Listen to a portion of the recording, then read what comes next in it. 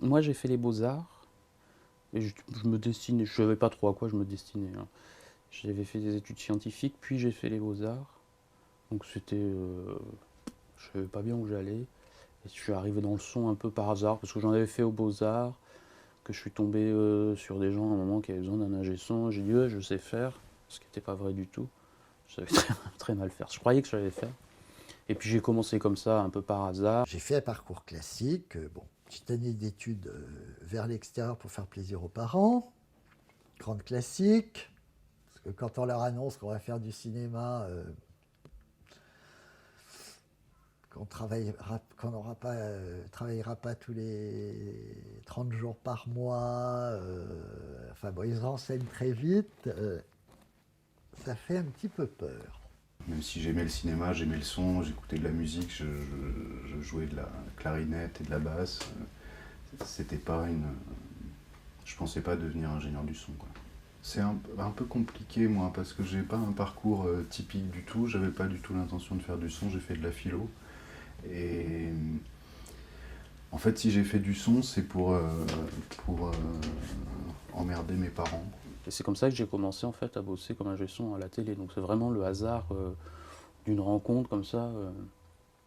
Et donc j'ai commencé dans les années fin des années 80 à faire des petits reportages comme ça pour Une Pêche d'Enfer. Puis après ça a été M6, Capital, enfin voilà, pendant des années, E égale M6, enfin bon bref. J'ai été le, le preneur de son, comme on appelait ça à l'époque, en télé, chez des prestataires, quoi, voilà. J'ai fait une maîtrise de sciences de l'information et puis j'ai tenté le concours de la FEMI, je l'ai eu, donc j'ai fait la FEMI. Bon, après, j'ai fait Louis Lumière, en fait, à cette époque-là, il fallait le bac. On pouvait passer le concours à la sortie du bac. Enfin, tout le monde avait à peu près bac plus 1. Mais c'est tout, hein. La FEMIS, d'une manière générale, c'est pas tellement une école théorique.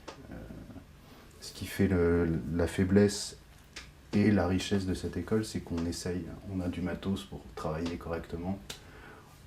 On a beaucoup de matos parce que ça coûte, c'est une école qui coûte cher, mais au moins on apprend à faire du son en faisant des films, quoi. Pour tout avouer, Louis Lumière n'avait pas d'enregistreur, pas de micro, rien. Donc j'ai tout appris au tableau. Donc quand on me parle de technique, ça me fait un peu marrer parce que, comme je dis, les nacras, je les avais vus qu'en photo, hein. On est confronté très vite à la réalité empirique de ce que c'est faire du son, quoi. C'est-à-dire, c'est une route qui fait du bruit et c'est un comédien qui marmonne et c'est des choses très pratiques, faire du son. C'est pas du tout des courbes de réponse d'enceinte ou de micro, ça n'a aucun intérêt. Enfin, en tout cas, pour enregistrer du son, ça n'a aucun intérêt. Il faut juste avoir le meilleur matériel et le mettre en œuvre. Je me suis retrouvé ingé son sans jamais avoir été assistant. Et à un moment, j'ai mis un coup d'arrêt à ça et je suis redevenu assistant, enfin ce que je n'avais jamais été. Je suis devenu assistant après avoir été ingé son pour pouvoir redevenir ingé son ensuite en ayant appris mon métier. C'est ça que j'aimerais que les jeunes qui sortent des écoles comprennent, c'est vraiment là qu'on apprend son métier, quoi. C'est en étant perchman et en regardant faire ses chefs et en... C'est surtout, moi j'ai une espèce de formule, formule à la con, mais comme souvent les formules ont un sens. L'école c'est fait pour apprendre des techniques et l'apprentissage sur le terrain en tant qu'assistant c'est fait pour apprendre les problèmes. Quand on sort de la FEMIS et qu'on veut faire ce boulot, il y a deux voies qui s'offrent à tout le monde. Il y a la voie devenir stagiaire, second assistant, de gros ingés, aller sur des gros films pour plier des caps pendant plusieurs années, pour après ensuite devenir perchman et après éventuellement dans 15 ans devenir ingénieur du son. Auquel cas on bosse dans un système qui est plus riche et plus riche financièrement, j'entends. Et il y a la voie de faire soi-même et de... Moi, j'ai jamais voulu plier des câbles, j'ai jamais voulu être stagiaire et de toute façon, je suis beaucoup trop timide pour appeler les ingénieurs du son pour qu'ils me prennent. Donc, je l'ai pas fait. Donc, j'ai bossé énormément sur des courts-métrages et sur des films mal financés, mais où au moins j'étais chef et où je faisais moi-même le son. Puis après, on fait les courts-métrages, je travaillais à la radio. Mais j'avais aussi une chose, c'est que j'étais pas sûr de mes choix. Le son, oui. Mais après tout, la radio, pourquoi pas. Le cinéma me faisait un peu peur. Et quand je dis cinéma, il y avait documentaire, film institutionnel et court-métrage, mais payé. Bon. En fait, j'ai fait les 4. Mais aussi pour voir. Et puis pour me faire des relations. Vous faites ce choix, vous y croyez, mais vous ne savez pas si vous réussirez.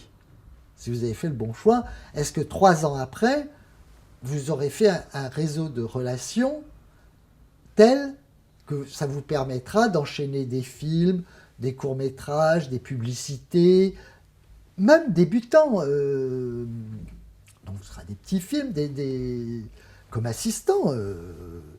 Moi j'ai débuté comme assistant, donc c'était le parcours classique. Mon boulot, c'est de me poser la question,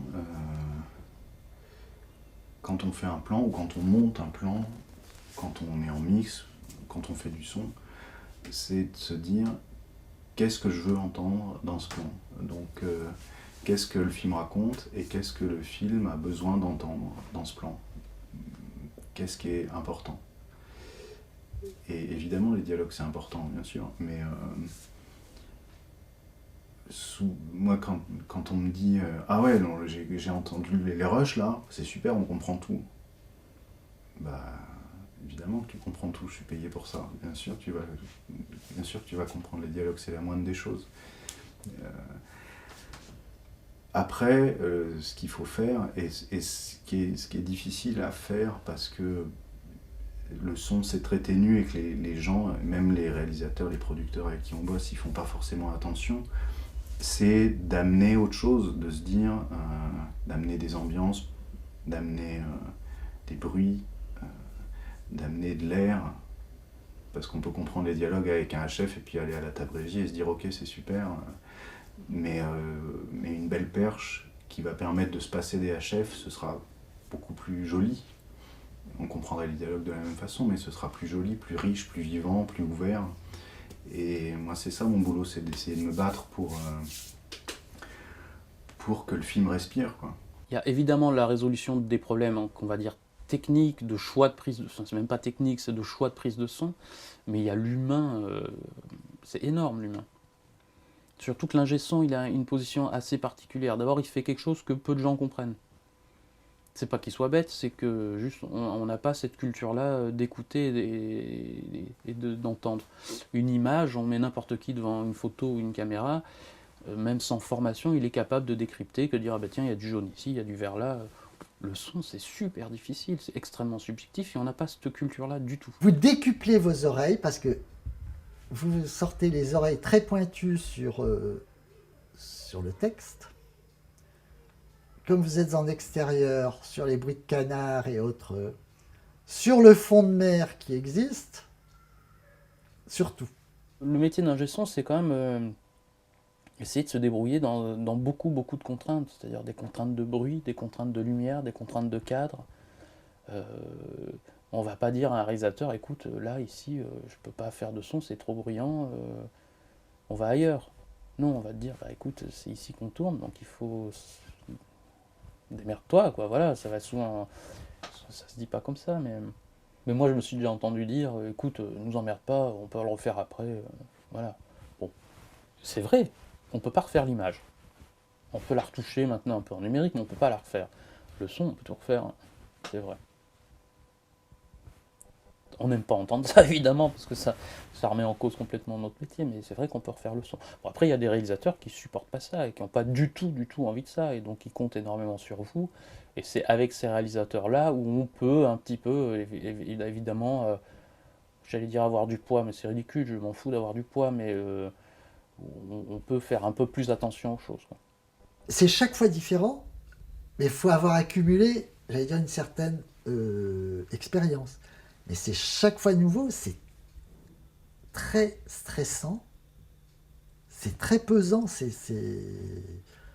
Moi, oui, j'ai des contractions à l'estomac quand le problème se présente. Non mais, on vit dans un état de stress, je dirais pas permanent, mais très souvent.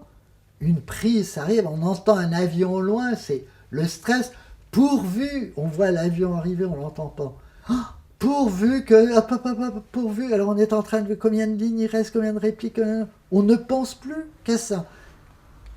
Les acteurs pourraient parler, changer de langue, je suis pas sûr que je le saurais. C'est, finissons-en avant l'avion. Et vous êtes comme ça. On est soumis à des pressions sonores assez importantes. Une journée sous un casque, c'est très pénible, surtout si c'est bruyant. Il y a des précautions. Moi, je sais que vous ne me verrez jamais avec un casque à écouter de la musique, quoi. Voilà, par exemple. Mes oreilles, je leur réserve le casque que pour mon métier, quoi. Et j'essaye de faire attention. Je vais jamais à des concerts où c'est trop fort, ou si c'est trop fort, je me barre. Une boîte, j'y vais pas. Voilà. Je fais super attention parce que on s'use les oreilles plus vite que n'importe qui d'autre, alors qu'on en aurait plus besoin que les autres même. C'est quand même les métiers où il y a un des métiers où il y a le plus grand taux de divorce.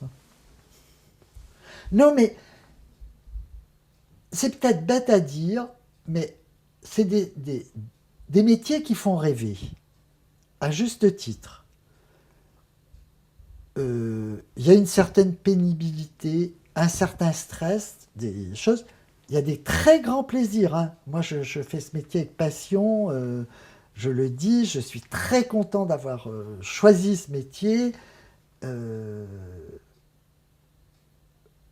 J'ai vécu de très grandes aventures, mais c'est vrai que par moments, il faut être très costaud. On fait un métier qui est quand même envié par plein de gens, parce qu'il y a ce côté paillette, qui, avec tout ce que je viens de vous dire, on ne devrait plus comprendre qu'il n'y a aucune paillette autour de ça. On croise des stars, on côtoie des acteurs, le festival de Cannes, tout ça. Donc tout ça, ça fait rêver pas mal de gens, bien que ce soit vraiment un miroir aux alouettes. Et puis, il y a quand même plein de gens qui ne comprennent pas comment je peux passer des journées entières ici sans travailler, que je vais passer vraisemblablement, je vais passer tout mon mois de juillet, tout mon mois d'août à tourner alors que je fous rien depuis des mois. Enfin voilà, oui, ça échappe à plein de gens, que j'ai pas un salaire qui me tombe tous les mois. C'est quand même un rythme de travail qui est très différent et qui est compris par peu de gens. Non pas parce que, enfin oui, parce que ça sort complètement du schéma de base. Ouais. Donc oui, ça décale pas mal. Il y a de plus en plus de monde dans ce métier-là. Quand moi j'ai commencé, je pense qu'il n'y avait pas un BTS audiovisuel par département et il y avait deux écoles de cinéma qui étaient Vaugirard à l'époque et l'IDEC, qui sont maintenant Louis Lumière et la Fémis. Et il n'y avait pas ce déversoir de techniciens. Je ne parle même pas des écoles privées qui sont un miroir aux alouettes pour la plupart. Donc ouais, de toute façon, la production, si je parle de la production cinématographique, elle n'augmente pas de manière énorme. Par contre, le nombre de gens augmente et ça dilue énormément la quantité de travail pour chacun. Quand je suis sorti de la famille, j'ai mis un an et demi, 2 ans à faire mes heures. Et là, je stressais beaucoup. Vraiment beaucoup. Ça m'angoissait terriblement. Aujourd'hui, ça va. Parce que je fais mes heures sans aucun problème. J'ai toujours un projet sur le feu. J'ai pas de stress vis-à-vis de ça. Peut-être qu'il y a un moment où je serai dans la merde parce que j'arriverai pas à faire mes heures et parce que je serai dépourvu. Voilà. Mais maintenant, ça va. Ce que je vois de bien dans mon métier, alors ça va être contradictoire, c'est l'intermittence. Parce qu'effectivement, on a plein de temps libre. C'est vrai que quand on bosse, on n'est plus là et on ne peut plus rien faire d'autre. Quand on bosse pas, on peut faire plein d'autres choses. C'est le fait que chaque fois que je pars enfin chaque fois chaque boulot est une nouvelle aventure, et notamment avec 40 personnes nouvelles que je vais peut-être plus jamais revoir de ma vie, voilà, que s'il y a un début, il y a une fin, ça change, même si à chaque fois le boulot c'est quand même le même, c'est mettre une perche, mettre des micros, faire du son, le boulot est le même, mais l'aventure humaine n'est pas la même, les enjeux sont pas les mêmes. Donc c'est à la fois varié, même si c'est un peu toujours la même chose. Le fait que ce soit une aventure à chaque fois. Par exemple, on me dirait, bah, demain, tu es salarié et tu vas faire tous les matins la même émission, mais je pourrais pas. Enfin, je pourrais pas. Si j'étais obligé, je le ferais. Mais pour le coup, ça serait plus une passion. Voilà. Là, ce qui est formidable, c'est de se dire ah, tiens, je vais avoir un film. Bon, déjà, on m'a choisi. C'est déjà très sympathique. Et puis, ça va être une aventure. Et puis, pendant le film, hein, on en chie, c'est difficile. On a envie, on est content que ça se finisse. Et puis, hop, ça redémarre avec un nouveau film. Voilà. Ça c'est plutôt assez excitant. Ouais. Ça, c'est le côté positif. C'est excitant d'être au cœur du processus de création avec quelqu'un. Après, ce qui m'intéresse aussi, c'est de ne pas être devant un ordinateur toute la journée ou dans un bureau, parce que on peut rencontrer des gens, voyager, être dans des endroits auxquels on n'aurait pas eu accès avant, etc. Rencontrer des gens voilà. Hier, j'étais dans une maison de 500 mètres carrés à Vaucresson qui appartient à un banquier richissime. Et en début décembre, je vais passer une semaine dans le métro avec d'autres gens. Et voilà, il y a quand même un truc de cet ordre-là qui est assez excitant. On peut se sentir à l'aise partout. Plus ou moins, mais il y a quand même quelque chose de cet ordre-là qui est assez gratifiant. Ouais. Je crois que j'ai été passionné par mon métier. C'est un métier de passion, mais c'est un métier aussi où les à côté, enfin où tout ce qui ne concerne pas notre métier est quand même prépondérant, finalement. Parce que brancher un micro et le mettre au-dessus d'un comédien qui parle, c'est quand même au final pas très compliqué. Après, sentir que le comédien va pas être bien dans cette prise-là et que ce serait bien d'en refaire une et de le dire au réalisateur et de le faire comprendre au comédien, ça nécessite un minimum d'intérêt pour ce qu'on a écouté. Parce que entendre et enregistrer, tout le monde peut le faire, mais écouter, c'est quand même différent. Humainement, c'est enrichissant aussi et intellectuellement, c'est un bien grand mot aussi. Et moi, ça m'a passionné. Ça a des contraintes. Moi, je pense que j'ai réussi à les surmonter et les oublier. C'est-à-dire que je suis plutôt la bouteille à 3/4 pleine. J'ai plutôt tendance à garder les très bons souvenirs de tournage, les très bonnes rencontres